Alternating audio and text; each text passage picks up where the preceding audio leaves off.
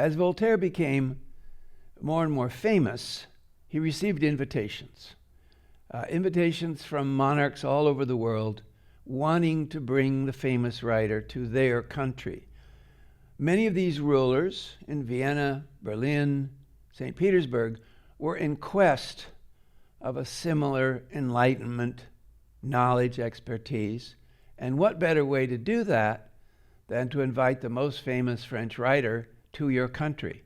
And so Frederick the Great, the ruler of Prussia, meaning northern Germany, with the capital in Berlin, invited Voltaire to come to Prussia.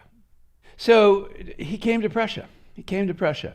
Now, think for a minute where he's lived. I mean, already. France, England, the Netherlands, and now Germany. So he's by the time he's 40, he has lived all around the world. And now he comes to Prussia.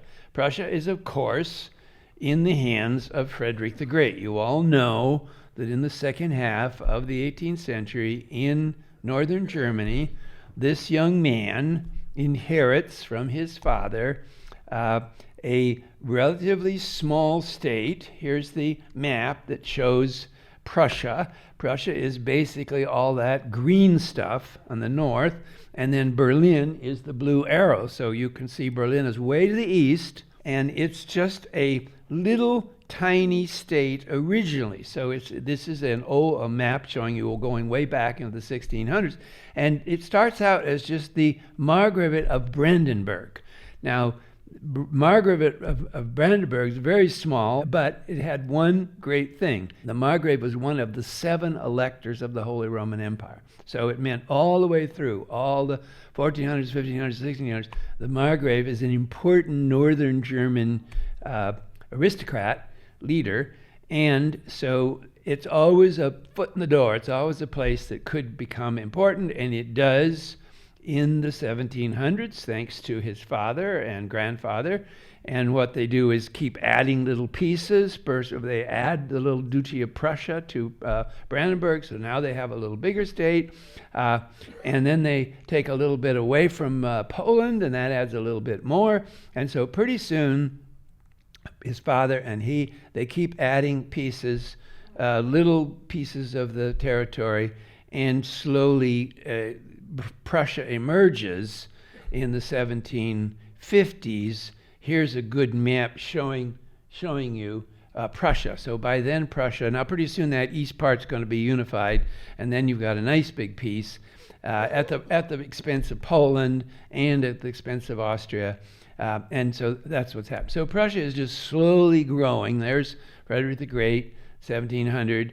And then here's a nice map showing you where it all stands at 1763 in the middle of the 7 Years' War. Remember the 7 Years' War, which was fought here in America too, is Great Britain and Prussia against France.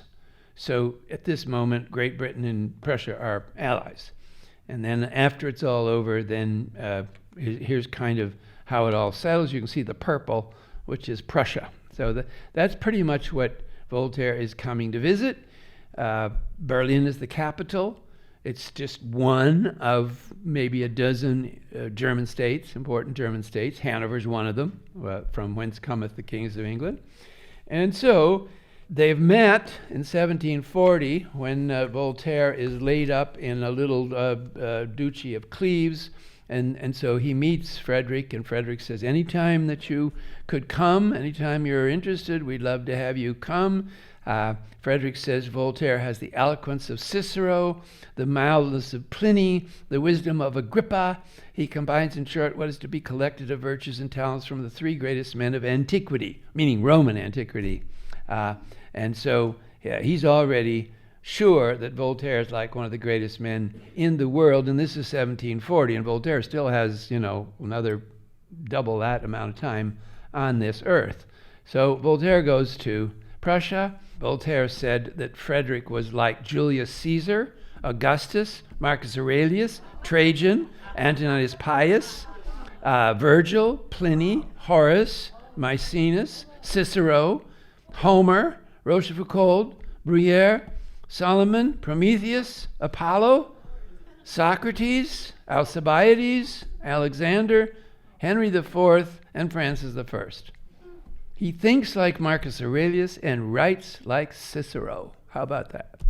Now that was an exaggeration, I'll tell you. Keep in mind that a whole list of famous Enlightenment figures are going to be invited to these monarchies around the world, particularly Berlin and St. Petersburg, Russia. There will be a number of very famous Enlightenment figures, Voltaire, but others, most famously Diderot, who was probably every bit as famous as Voltaire in Paris, and Catherine the Great invites him to come to Russia, to St. Petersburg, and be her guest as long as he could stay. And Diderot felt that he really owed it to her because she had saved his life by virtue of he was impoverished. He'd been thrown in jail and out of it again and again. He had a big family, he had no money. So he was about to lose his spectacular library. He had worked on it for his entire life, and he had nothing else to, so he had to sell his library. That was the only way he could keep living. And she heard about this in St. Petersburg. So she told her commercial representative in Paris, buy the library. So this representative came to him and said, I have a buyer. The buyer is Catherine the Great, and she would like to buy the library and appoint you the librarian. So the library will stay here in Paris, and you will become its librarian at a very high fee. So she saved his life.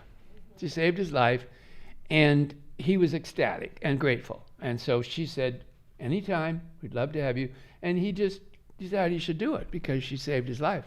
So he packed up and traveled in the snow, in the sleighs, forever and ever and ever to get to St. Petersburg. And of course, it almost killed him. And then began the most incredible of all these visits was this one, because Catherine told him that she thought he was the most spectacular intellect alive in the world, and she wanted to spend as much time with him as she could. So she would set aside more than an hour. It was like 2 hours every afternoon for the next many months.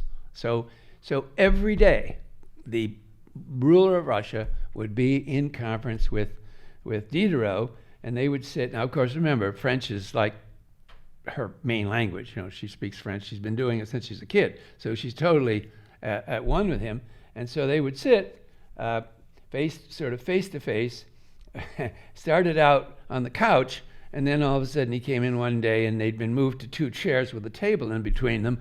And the reason she did that was she said he would pound on her thigh so hard to make his points that she was black and blue. So she couldn't allow him to touch her. She had to get a table in between them because he was so... And they would argue and yell and laugh for 2 hours. Anyway, that's the most famous of them. Of course, he got tired of it, fairly quickly and went home. But he had his library. So here he comes to Germany. To a certain extent there, it's complimentary because Frederick is a brilliant man, widely read, fabulous library, and so the two of them really appreciate each other. He called me a divine being, and I called him Solomon. These sobriquets cost us nothing, says Voltaire. Of course, Frederick was lavishing money on him, and ordinarily we men of letters flatter kings. This one praised me from head to toe. So he was being praised by the king. And the king was a true intellectual. He had read widely, and he appreciated widely.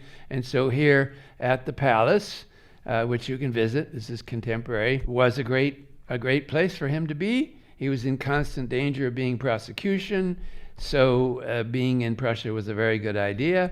He called Frederick the Great, and that's where the title comes from.